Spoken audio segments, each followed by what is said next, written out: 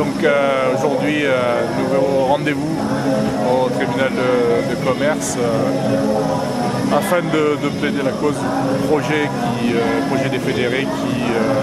envisage la pérennité du journal. Personne ne concevrait qu'aujourd'hui, dans le cadre de la diversité, du pluralisme de la presse, la Marseillaise puisse disparaître. J'espère en tout cas que la justice entendra raison, à la fois pour justement la liberté d'expression, le journal ancré dans la presse quotidienne régionale, ancré dans ces régions du Sud, et portant surtout une voix différente de celle de la pensée unique. Et donc voilà, avec des salariés que je soutiens, avec un certain nombre de camarades, on est venu justement dire haut et fort que l'État, que les banques qui ont l'air de soutenir le projet des fédérés, eh bien, et maintenant l'aval du tribunal de commerce. C'est nécessaire, je le répète, à la fois pour le droit d'expression, la liberté d'expression, pour le pluralisme de la presse quotidienne régionale, mais aussi pour ces salariés qui travaillent depuis 3 mois aujourd'hui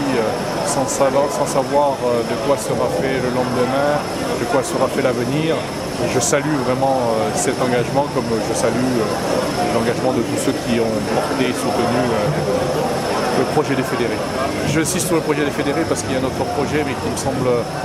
pas être le mot en termes de ligne éditoriale. Si c'est pour faire un autre journal, un autre quotidien de la presse quotidienne régionale qui ressemble à ce qui existe aujourd'hui, détenu par les grands groupes financiers et industriels, je donne pas cher de l'avenir de la Marseillaise. Or, l'avenir de la Marseillaise, c'est justement une voie différente, la voie de la transformation sociale, la voie de celles et ceux qui résistent, qui luttent dans le mouvement syndical, dans le mouvement social, dans le mouvement associatif, dans le mouvement politique aussi. Donc voilà, tout le monde reconnaît, j'allais dire, dans ces 3 mois, j'ai entendu beaucoup de personnalités,